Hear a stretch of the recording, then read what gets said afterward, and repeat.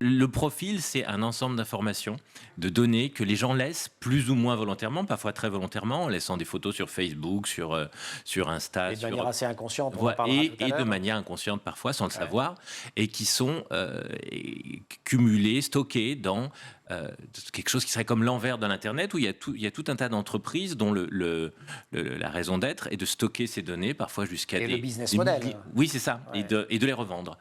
On ne va pas pouvoir aborder tous les aspects de ce livre, il est touffu, il est riche. Je voudrais qu'on s'arrête sur une première dimension qui touche de plein fouet l'école, c'est que depuis le Moyen-Âge, on organise la transmission du savoir autour des bibliothèques. Oui. D'ailleurs, au début, voilà, la Sorbonne, typiquement, c'est un collège autour d'une bibliothèque. Et celui de Robert de Sorbonne devient célèbre parce qu'il est réputé avoir une bonne bibliothèque, et donc les étudiants viennent travailler à cet endroit-là. Et le savoir, à l'époque, il est rare, il est aussi raisonnablement circonscrit. Aujourd'hui, c'est plus du tout le cas. Est-ce qu'on a tiré des conséquences de cette démocratisation du savoir ? Alors, on en a tiré quelques conséquences, mais je pense qu'il y a encore beaucoup de choses à explorer. Il y a une chose qui me semble importante et que j'ai essayé de réfléchir, c'est quand on dit livre, on dit éditeur. Un éditeur, c'est un filtre. Donc c'est quelqu'un ou c'est une instance qui va dire ça je prends pas.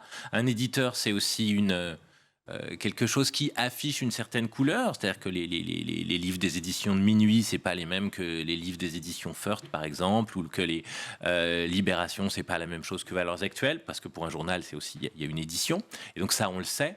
Et dans l'internet, en quelque sorte, il n'y a pas d'éditeur ou très peu, donc en effet, n'importe qui peut publier n'importe quoi. Et alors c'est une certaine démocratisation, mais c'est aussi, comme vous dites, une explosion des contenus, comme on dit. Et la question, c'est comment on s'oriente là-dedans.